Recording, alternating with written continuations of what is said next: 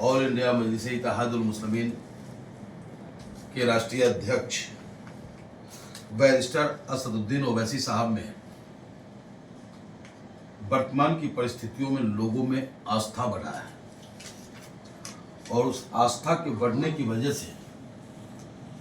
सिर्फ ये रहा कि जब पाकिस्तान द्वारा भेजा गया आतंकी निर्मम हत्या निर्दोषों की तो हिंदुस्तान की तमाम पार्टियां राजनीति करता हुआ नजर आया, लेकिन बैरिस्टर असदुद्दीन ओवैसी साहब अपने देश के साथ खड़े नजर आए, अपने देश के फौजियों के साथ खड़े नजर आए और जिनकी हत्याएं हुई उनकी परिवार के साथ वो खड़े नजर आए।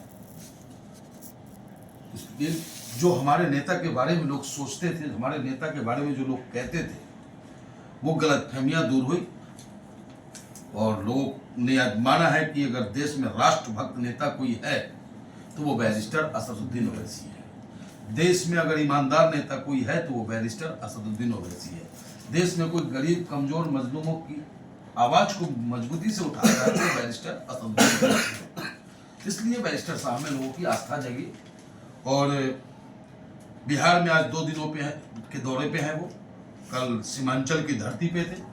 सीमांचल की धरती से उन्होंने हुंकार भरी है और वक्फ बोर्ड अमेंडमेंट बिल को वापस लेने की मांग हमारे नेता ने मजबूती के साथ किया और उसी मंच से बिलावल को कहा कि बिलबिला मत,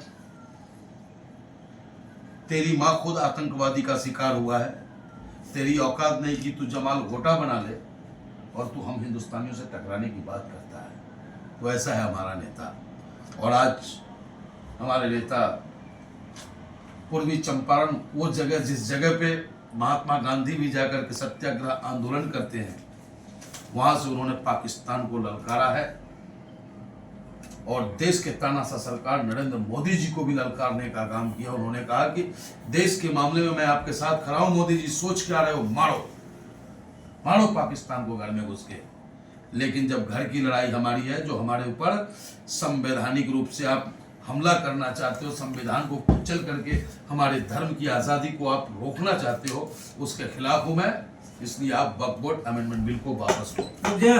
तमाम सारी बातों को देखते हुए आज गाजियाबाद के साहिबाबाद विधानसभा क्षेत्र में हमारे बिहार समाज के बहुत से मजबूत लोग रहते हैं, मजबूत हैं और देश की मजबूती में अपना महत्वपूर्ण योगदान देते हैं। इसी कड़ी में आज वार्ड नंबर 64 में, रुक जा यार, वार्ड नंबर 64 के बड़े ही जिम्मेदार भाई हैं, हमारे बिहार के हैं, लेकिन यहाँ वो यहीं के रह गए, यहीं के बन गए। कारोबार सबका अपना अपना सिस्टम है, तो सभी की रजामंदी से अपने भाई महबूब साहब को इस वार्ड 64 का अध्यक्ष मनोनीत करते हैं। इनका तालियों के साथ स्वागत। और तमाम साथी हमारे पार्टी की सदस्यता ने अफरोज खान साहब, इन्होंने 10 रुपये, इन तमाम साथियों ने 10-10 रुपये पार्टी फंड में जमा किया है, जिसमें अफरोज खान साहब को महानगर में मैं अपना उपाध्यक्ष नियुक्त करता हूं। अफरोज खान साहब के साथ साथ इखलाक भाई हमारे, साहबुद्दीन साहब हमारे, श्याम पांडे जी हमारे, खालिद भाई,